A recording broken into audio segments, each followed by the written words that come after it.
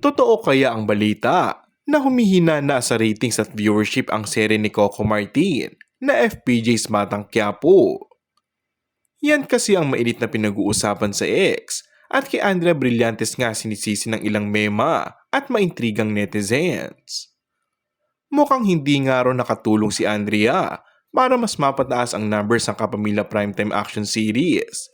Imbes na tumaas ang ratings ay mas bumaba pa nga raw.